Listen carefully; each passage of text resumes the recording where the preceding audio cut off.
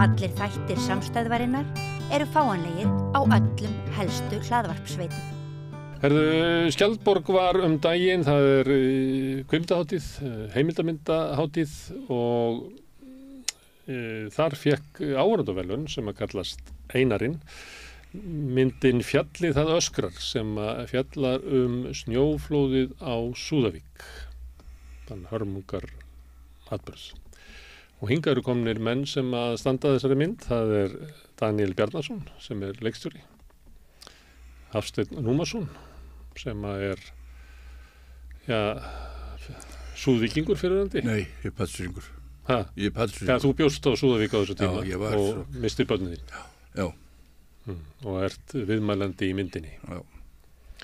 Og Aron Guðmundsson sem meðframleiðandi, en myndin að einhver leyti, svona kveikjanaðinni eru útvarpsþættir sem að þú gerðir, sem hétu sama nafni. Maður kannski bara byrja þar. Já. Af hverju varstu að búa til þessa þætti? Herðu, í raun þetta hluti af blað- og fréttamennskunámi sem ég fór í hjá Háskóla Íslands. Lokaverkunum mitt þar. Mér vantaði akkurat eitthvað efni til þess að fjalla og miðla sem lokaverkun í því námi. Ég sjálfur frá Ísafirði, þarna vestan á norðanverðum Vestfjörðum og einhvern veginn tengslin við Súðavík kannski ekki sterk nema bara það að þetta nágranna byggð Ísafjarðar og maður oft verið þarna og keyrt í gegnum þorpið og alltaf vita af þessum hörmulega atburði sem átti sér þarna stað 95. Ég þá sjálfur bara nokkra mánaða gamall, fæðist þarna í maí 94. Þannig að ég veit það ekki, mér fannst að einhver leyti fannst mér lítið hafa verið fjallað með þennan atburð ef við berum hann sama við snjóflóð sem að fjalla á Flatri og það sem átti sér stað þar seinna sama ár. Þannig að ég ákvað bara akkurat að þreifa mig áfram í þessu og sjá hvort að mér yrði ekki einhvað ágengt með því að tala við fólk og kannski bjó ég þar að góðu tengslanetti við fólk að vestan. Ég þekkti marga sem að komu að þessu annarkvort bjuggu í Súðavík á þessum tíma og búa þar enn eða einhverja af viðbragðsaðilunum, einhverja sem voru í björgunarsveitum á þessum tíma. Þannig að ég fór bara akkurat af stað í þessa vegferð að það að taka viðtöl og með þá sýna að flétta frásögn þessa fólk saman í einhverja svona eina heildræna mynd og urðu þessir 3 þættir sem skilaði sem lokaverkefni og ákvað síðan að taka það lengra því að ég var búin að skila þeim þáttum inn og sóttum að hugmyndadögum RÚV, þurfti þar að kynna akkurat þetta verkefni mitt og þessa hugmynd mína þessa þætti og hlaut brautagengi þar og þar hélt þetta bara áfram svona að þróast í þessa þætti. Sem voru fluttir. Sem voru fluttir, já. Frásögnin sem í myndinni, hún eiginlega byggð á frásögnum þeirra sem lenti í snjóflóðinu og þeim sem komu fyrst á vettvang, sem voru fyrst og fremst Ísfirðingar sem sigldu þarna fyrir á Fagranesinu.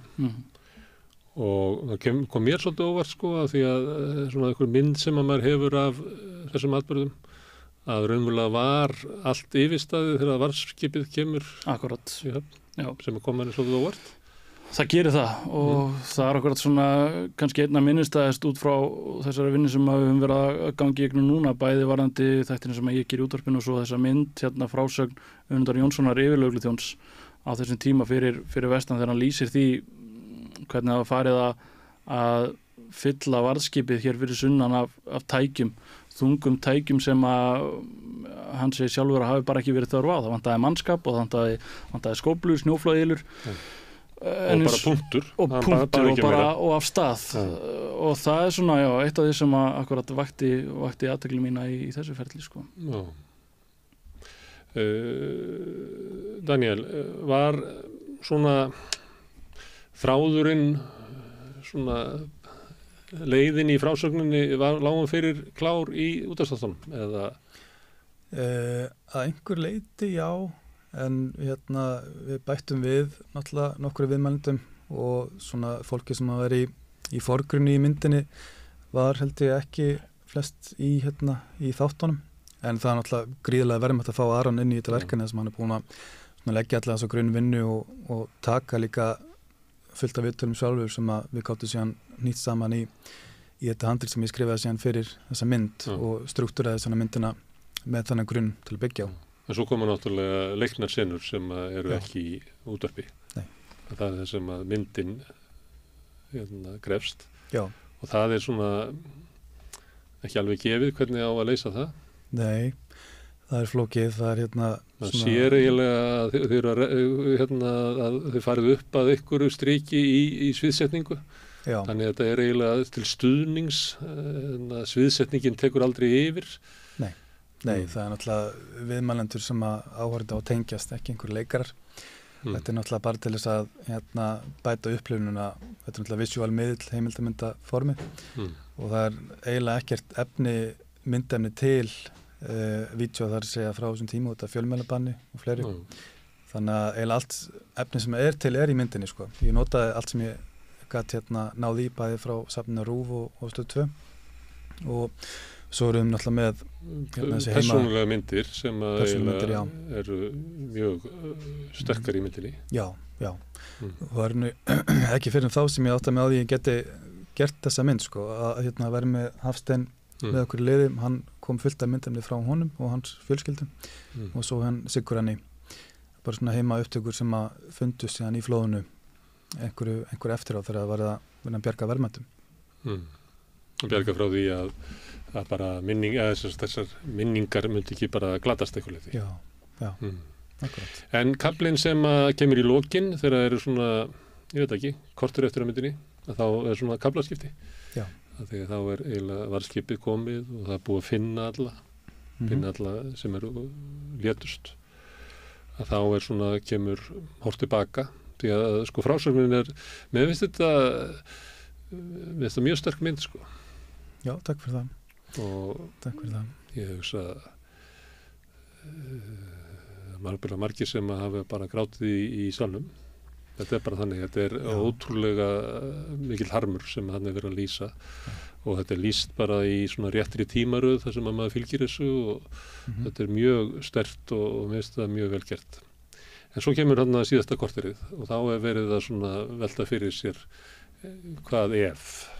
Já, svolítið farið í þess að eftirmála þetta núna er náttúrulega komið rannsókn í gang loksins á hvað fór úrskeiðis í rauninni og það er náttúrulega búið að standa til í öll þessi ár og er hvað það var í júní eða ekki fyrra sem þetta var loksins samþykkt að henda saman nefnd og fara að skoða bara hvað gerðist í rauninni. Snjóflóðið er hvað, 1995?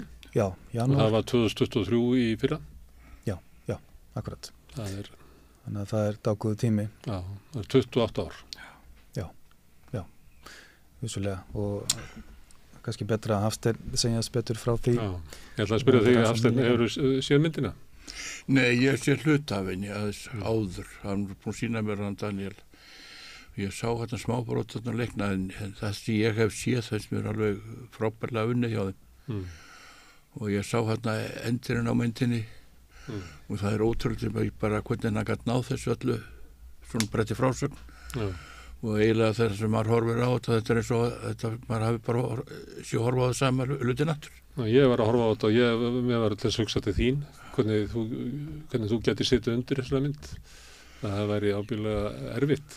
Það er rosalega erfitt en sko það sem hjálpa ég er náttúrulega búin að fara búin að vera á kafi í þessu núna í 29 ár að berjast við höfum verið að berjast við að fá þessa rannsókn í gegn og við höfum alltaf verið að gera afturreka þangað til núna í fyrra sumar fyrra vor þá náði ég fram að við fengum lögfræðistofu til þess að sem sendi inn bréf til sem fór til forsætisráðherra og hún tók vel á málinu strax og það var sendt til átti fund með lögmannunum og síðan var bréfið sendt til stjórnskipunar og eftirlitsnefndar þingsins sem lágu lengi yfir þessu og þeir skiluðu þingsályktuna tillögu að það yrði gerð rannsókn og það var gert miðað við lög sem sett voru 2011 þessi lög hafa aðeins þetta er í 5. skipti sem þeim er beitt hinn 4 skiptin er í sambandi bankahrunið þetta er í 1. skipti sem þetta gert svona almennt og okkur finnst þetta mikill sigur. Þú er búin að vera að berjast í 28 ár áður en þessi nefnd skipulega rannsóknarherra. Hvað breyttist í fyrra? Akkur var opnað fyrir það að skoða þetta? Við vorum búin að fórum í hitti fyrir að byrja vorum að skoða hættumatskortið sem var gildi þegar þetta skeður.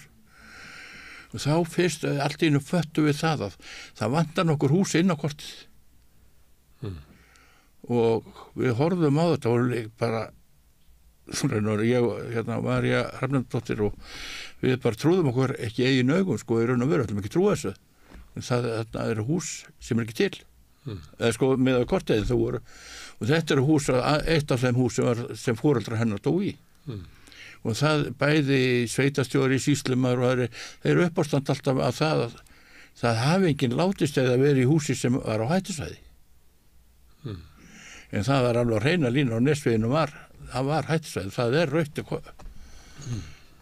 Ég fór inn á tímarit.is svona til þess að sjá því að maður man ekkert lengur, þannig ég var svona að velta fyrir hvar ég hafi verið þegar þetta var og þá sá ég að þá var ég á það sem heit Morgunpósturinn þá og þá var eftir þetta, fyrsta útgáfa eftir þetta að þá varst þú á forsíðunni og fyrirsögnin var okkur var sagt að við byggjum á öruggu svæði.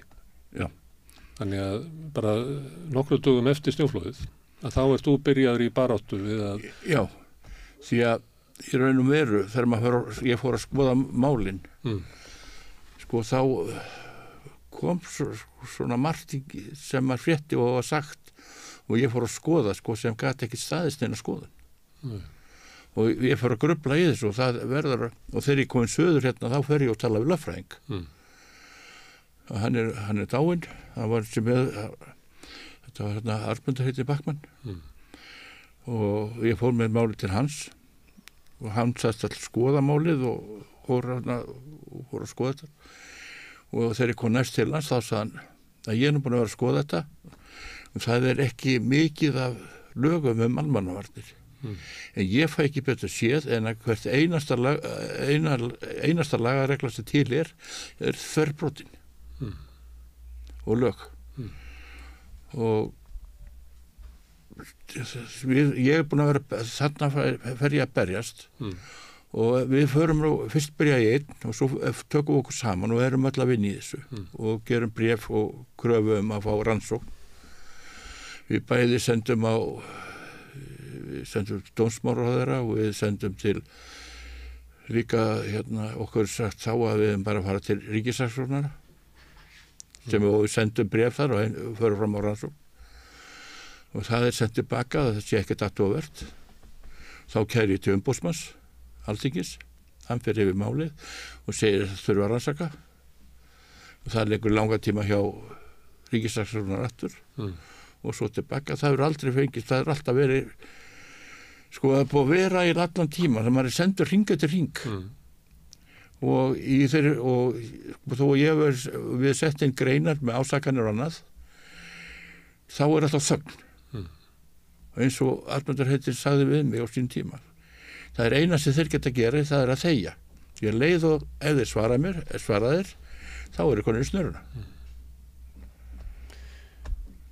Og það er eitt að kerfið svona versig með því að þegja og býðit af sér í vonum að Hafsteinn gefist upp. En svo er það líka einhvern veginn í samfélaginu að þú ert að berjast fyrir einhverju máli, ár eftir ár. Já, er það ekki þá líka að hljómgrunnuðinn í samfélaginu minnkaði, bara fólk var að segja já, hann Hafsteinn, já. Það var nefnilega það sem var notað, þeir notað það, þeir læða út en svo segja eitthvað að þér en ekki að því sem þú er fransk maður, hann er bara bugaður og sorg og hann veit ekki, hann er bara ekki lægi það er bara hreinlega sagt að ég var í geðveikur og þess vegna líka sem er svo mikill sigur núna ef við fáum rannsókn að maður fái uppreist næru að maður ekki verið geðveikur allan þennan tíma og ég var eiginlega búin að gefast upp þegar við sjáum þetta með kortið það vantar hús þá fórum við niður á Þjóðskjalasafn og fórum að safna gögnum og þá förum við bara aftur í tíman og það er bara við fáum þetta fullt af gögnum Ég held að við skilað inn, ég held að það verið upp til 600 blaðsíður. Og þar maður kemur þá kemur í ljós að þetta mikið ljótarhaldur í nokkuð þegar gerði mér greið fyrir. Og var fjallað vel í heimildinni, ég held að það var búið að saman. Hann fór svo rosalega vel í gegnum það. Og Helgi og hann Hafstjörn, þeir fóru líka, það var ekki nóg að þeir fengið gögnu hjá okkur heldur, fóruð í gegnum allt sjálfur niður á Þjóðskjalasafnið. Þeir lágu þar og fóru í gegnum allt. Þetta var alveg rosalega vel unnið það. Þeir eru mikinn heiður skili fyrir hvað þeir unnu þetta vel. En Aron, þegar þú byrjar að skoða þetta, þá varst ekki að hugsa þennan vinkil. Nei. Varst ekki að hugsa bara reynsluna og hvaða áhrif atburðurinn hafði á fólk? Jú, það var akkurat það og ég held akkurat á þeim tímapunkti þegar ég fer að skoða þetta svona, ég vildi kannski dálítið svona þróa þetta áfram út frá akkurat missi og akkurat þessum frásögnum kannski út frá því að ég hef sjálfur upplifað missi og mér fannst það áhugavert frá þeim vinkli en það er rétt að sögurnar sem að búa þarna, frásagninnar af þessum tíma, hugsunin hjá mér var að langa til þess að flétta saman mismunandi upplifanir af þessum atburði og þessum dögum hann fyrir vestan 95 og mynda akkurat svona heildræna frásögn, reyna að gera það að verkum að fólk gæti einhvern veginn staðsett sig á þessum dögum hann 95. Þannig að jú, það er rétt að skilja atburðin sem heild. Já. En jafnframt svona hvernig hann virkar á einstaka. Þetta maður er að hlusta á þetta, þá kemur manni svo í sjálfu sér ekki óvart áhrifin sem að viðburðurinn hefur á Hafstein og þá sem að mistu börnin sín. Nei. En það kom mér svolítið óvart hvað atburðurinn var raunverulega stór og áhrifaríkur á þá sem að koma að honum. Akkurat. Og það var mér að vera mjög áhrifarík viðtöl. Já, mér finnst að því að bara út frá því að hlusta á fólki sem að segir sögu sína í myndinni hjá okkur þá er þetta fólk sem að kemur til Súðavíkur þarna á þessum tíma, margir hverjir björgunarmenn frá Ísafirði, lögreglufólk þar, það þekkir Súðavík bara frá sínu daglega lífi og kemur þarna inn ábyggilega í einhvern svona útópískan veruleika. Það er ekkert eins og það var.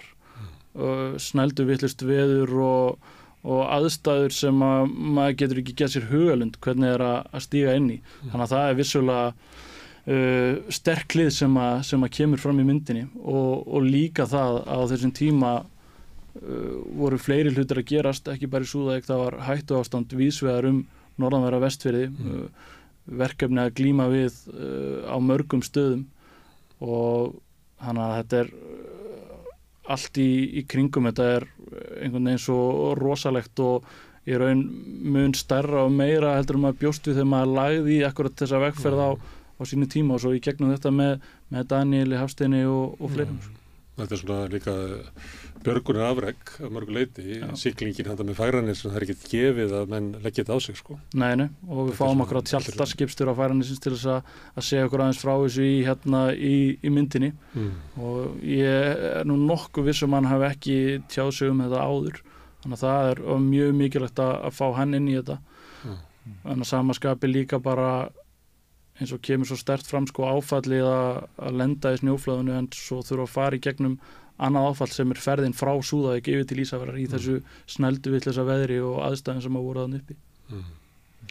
Maður velti því fyrir sér að því að ég man eftir norðfirðingar hafa verið að tala það út af snjóflóðinu þar að það hafi ekkert verið rætt þetta í samfélaginu og svolítið verið að tala að ef þetta hefði gerst núna þá hefði kannski verið öðruvísi brugðist við þekkjum það líka bara frá munin á Grindavík og Vestmanni, maður kemur stundu fram svona að það hafi bara verið þröngvað ofan í fólk svona einhver tiltekin saga sem allir áttu einhvern veginn að lifa við.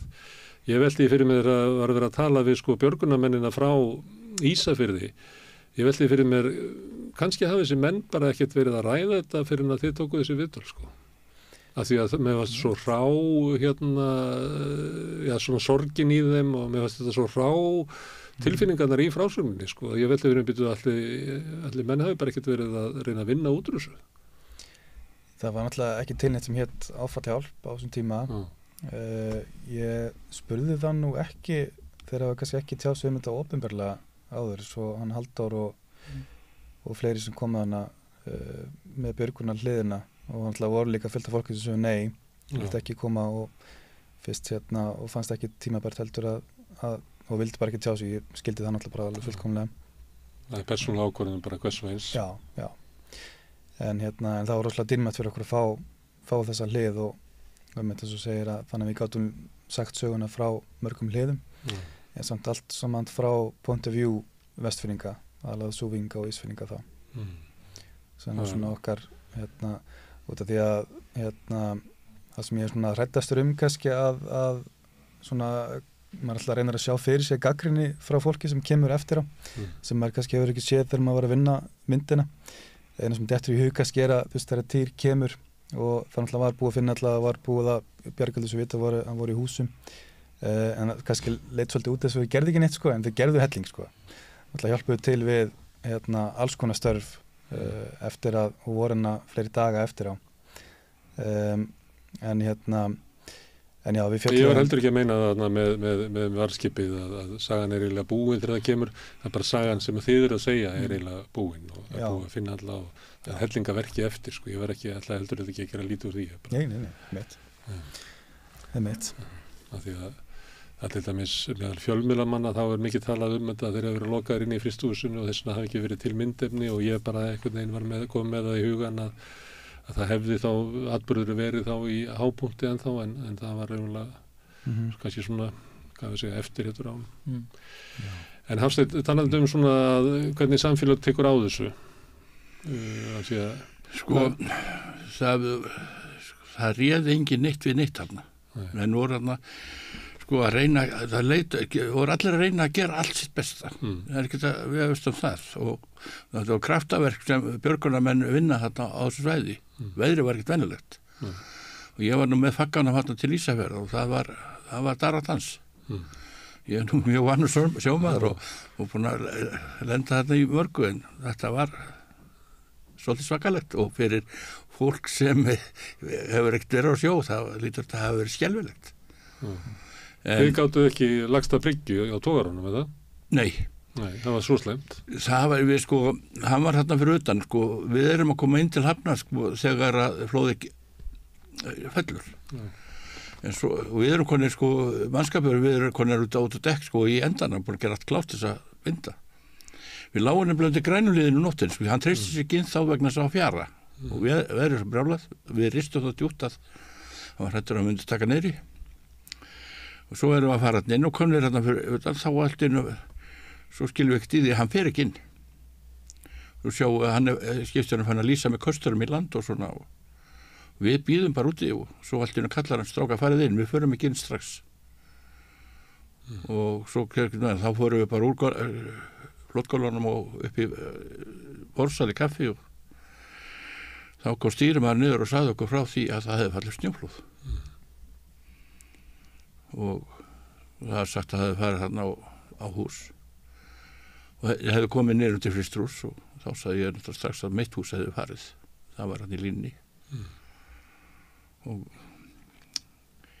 þetta var svo afstætt allt tími verður einhvern veginn svo leys að maður gerir sig ekki grein hvort þessi mínúta eða klukkutími það bara er þarna í svona hálfgerðu losti þegar ég heyri þetta þá fór ég upp í brú hringdi í land eða Jói hringdi strax fyrir mig í land og ég náði mann þarna og þegar ég segi hver ég þá sann herðu býta þess ég ætla að ná í hann Steinam Svilaðinn hann getur talað við þig og þegar hann kom þá sagði mér það að húsið mitt væri horfið og þannig að þá var konan komin inn í Fristrús hún hafði getað brotist upp á brakinu svo hún og Þorsteinn Örn Gjersson þau brutust inn í sjoppuna gátu komist þar í skjól og hún hringir þá út á reynir að hringja í systir sína sem bjó í húsið með hliðina og þar svarar ekkert hún er í systir sína og beður að hjálp og hún hringdi út á spítala sá sem svarar þar hélt þetta að veri bara eitthvað fyllir og bara skjalt á hana bara trúðin ekki, bara þetta var svo fáránlegt. En sko framvindan af þessu, þetta var náttúrulega unni mikið þarna og við förum út á Ísafjörð og sennilega það hefur verið stæðst áfall að hjálpa hjá okkur var að það var tilbúin ný deild á spítalanum og við erum öll sett þar saman. Við fengum, sko öllur, við heldum hjálpin og það er mest áfall að hjálpin sem við fengum. Sko við fengum eitt viðtalat út á Ísafjörði og svo okkur sagt við okkur ef okkur liði illa þá ættum við að fara til sálfræðings.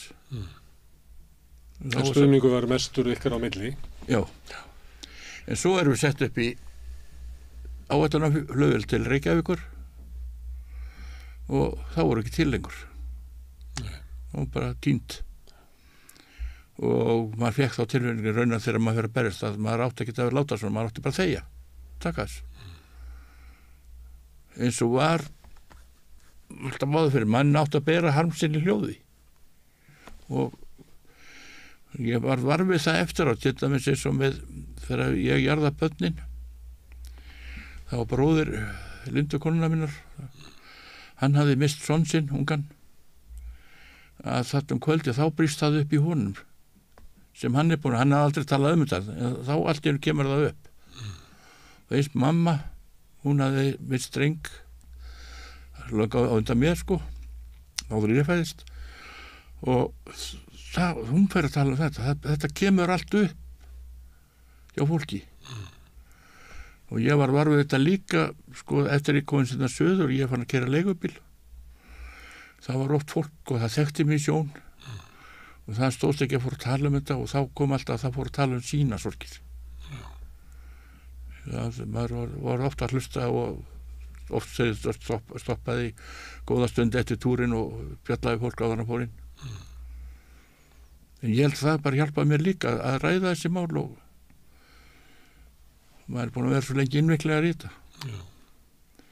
en eitt sem ég langaði að segja sambandi við þessa mynd að þegar Daniel hafði sambandi með þá var ég strax til í að fara í þetta mér fannst þetta geti hjálpa okkur og finnst mér þetta líka vera svona myndingsmerki fyrir þau sem dóu. Því eins og þetta kemur hann út ég var svolítið raguð fyrst að hvernig þetta væri eins og þegar ég sé hvernig útkoman ás og þetta bara alveg ótrúlega gott. Ég mjög ánægður með þetta. Já. Það allavega kemur fram hvað að segja verðmæti þeirra lífa sem að hurfu. Það er klart í myndinni. Þau eru ljóslifandi í myndinni. Já, það er sem gefur þessu svo mikið og eins þetta, sko allt þetta fólk sem dó þarna þetta var fólk sem við bjöggum þarna, þetta var lifandi fólk og hérna synti sínu þarna og voru bara áttu gott líf og það er eins og það hefði átt að bara þurrkaði út þetta er svona mikil svona minnisverð fyrir þau. Já. Þannig að þú segir þetta þegar þú varst að keyra leigubíla þá vildi fólk ræða við þig þinn missi og sinn missi og veistu svo að segja að það er vegna þess að við bælum þetta niður en er það ekki líka þannig að sko við losnum aldrei við sorgina? Nei. Þú getur keyrt leigubíl hring eftir hring og talað þetta en þú losnar aldrei við. Það er alveg saman hvað þú hleypur hratt, skuggi nærðir alltaf.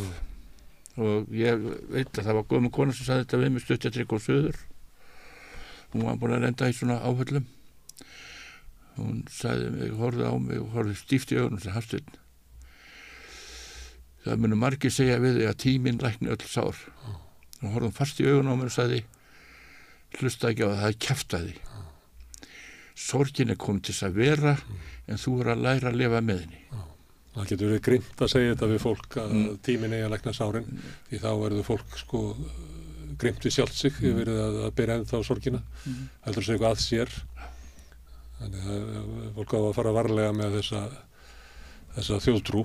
Það er eins og kom bara núna daginn sko eftir að myndi var sýnd á Patríssyni ég hringdi gamnuna í vinn minn þar félaga og spurði hvernig honum hefði fundist myndin og hann sagði mér að það verið meira og minna salurinn grátandi yfir myndinni. En hann sagði mér líka annað. Þegar þeir voru að horfa á þetta á mikið af þessum pappsýningum sem var fullorðnir, þeir dett inn í krabbaflóði 83. Það allt óuppgert. Þeir hafa aldrei fengið neina hjálp. Sko, það brýst upp í það. Þeir detta bara lengra aftur í tíman. Eins og við áttum það langt spjallum þetta allt saman. Svo þetta er svo margt, þetta hreyfir við öll þessi mynd og hún á erindi til allra í raun og veru. Já, ég held að. Aron, þú sagðir að kveikjan að því að þú valdir þetta efni hafi verið þinn eigin missir. Finnst þér að myndin vera að fjalla missi? Já, mér finnst það og hvernig tek ég á missi líka. Og akkurat eins og Hafsteinn segir, sko, við náum aldrei að hlaupa sorgina á okkur, heldur lærum að lifa með henni og það minnst akkurat vera svona kjarnin í þessu, sko, og já, missir og þessi mynd, sko, já, hún tekur mjög sterkt á missi fólksins þarna og þá ekki bara í lifandaformi, því að fólk misti ýmislegt annað heldur en bara ástvini þessa daga. Það misti heimili sitt, það misti sinn griðarstað, allt í einu ert ekki orðin örugur í samfélaginu sem þú taldir vera örugan í og það akkurat líka missin sem mynd tekur á.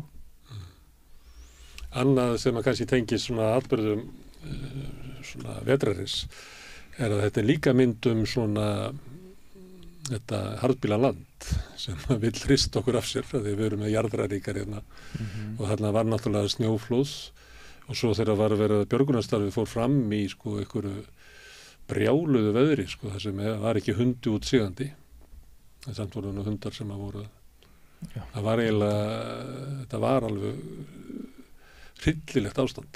Já, það var það og líka bara rosa erfitt fyrir okkur að þetta náttúrulega við lögðum að stað með þetta verkefni held sér alltaf komin 2 ár síðan eitthvað slíkt og ég náttúrulega vissi allan tíma að við þurftum að setja hluti á svið og það verður þá örugglega erfitt að velja hvað við vildum sjá og hvað er of mikið að sjá og bara fara þessa línu svolítið. Það er líka bara með að búa til sko þetta óveður sem að ég haf náttúrulega búin að vera með í maganum bara hvernig ég fara að gera þetta skilur að láta þetta líta út þannig að fólk trúi því að þangur til loksins fundum lausn á því að fórum bara upp í Bláfjöll og vorum inn í einum blásarnum þar en það alveg gríðarlega erfitt og kostnaðarsamt að setja svona á svið en já, það var allan okkar hugsun allan tíman að nálgast efnið af virðingu og vera ekki að svona óverið dramatæsa neitt en það engin þörf á því í þessari sögu en það já, allan bara mín einsta vona að fólk upplifi þetta sem vinningavert og að sagan skili sér. Já, bara til hamingju myndina og áhorfendaverðlaunin en sumir hafa séð þessa mynd en hvenær getur fólk síðan að svo þau sem ekki voru á Skjaldborg? Það verður ein sýning í viðbót Skjaldborg með Skjaldborgardaga í Bíóparadís í haust fyrir september, verður ein sýning þá svo eru ekki fyrirhugaðar sýningar að svo stöddu allavega þangað til bara í janúar á næsta ári, þá verður hún sýnd á Stöð 2. Sem að þá verður það 30 ár frá snjóflóðinu. Já. Það var bara svona hugsun hjá okkur að það væri fallegt að frumsýnin á Patreksfirði og fyrir vestan. Þannig við gripum það tækifæri að þessi hátíð tók okkur inn.